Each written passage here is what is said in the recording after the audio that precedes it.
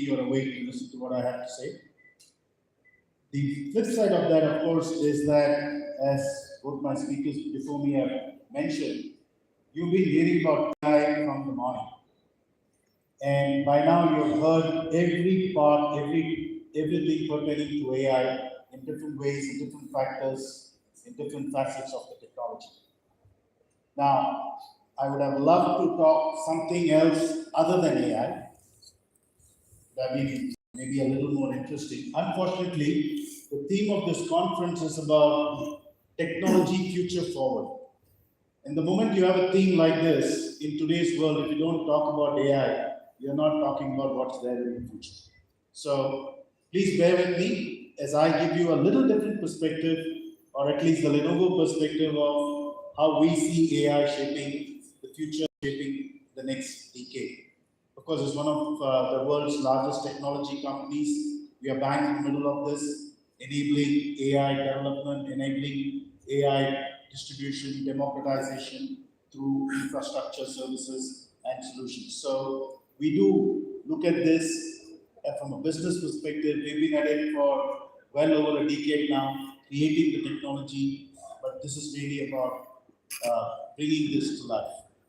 Now, I'm sure one thing that you would have realized by now, having heard all the great keynotes this morning, it's been very enlightening to me as well, to really hear different facets, that we are in the middle of one of the most profound technological revolutions that has happened. I mean, I might even go up to say that one of the most biggest revolutions that is happening as we speak.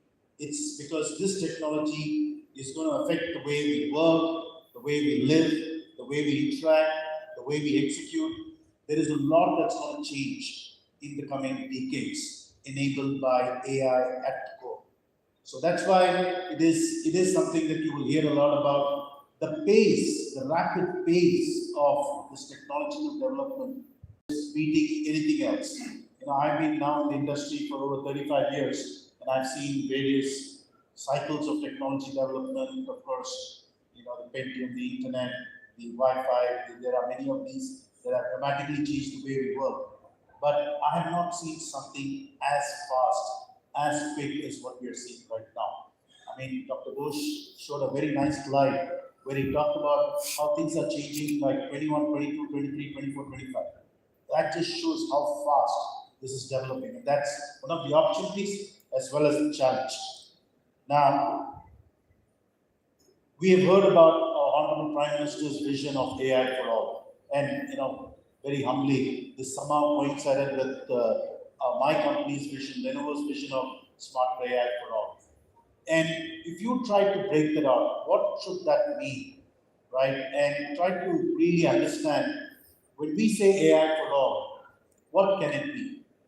And from my perspective, one of the most important things for a country like ours, that it's got to be inclusive. It has to be a technology that's not just in the realm of a few companies or the realm of a few people who can afford it. It's got to be something that has to be inclusive, that touches the entire strata of our population end to end. And I think Mr. Acharya talked about how we can use this technology for health, for education, and I think there is a huge amount of applications that are real that can actually make this health, bridge some bit of the social divide that we have in terms of the quality of education, healthcare, technology, knowledge that people have across the country. The other thing is the opportunity of this, because given the kind of digital stack that the government has built, we are actually ahead in this race. Make no mistake, India is not at all behind in AI technology deployment or understanding.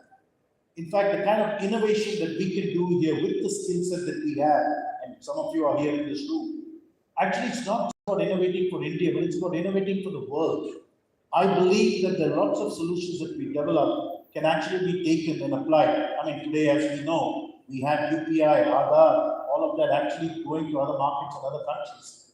AI gives us an opportunity to build real-life solutions, solving real-life problems that we can actually use to solve, of course, what the challenges we have, but also solve this for the world.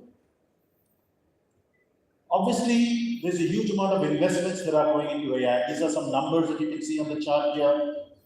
These are data that we have seen that by 2027, it's not too far away, the spending will be about $6 billion.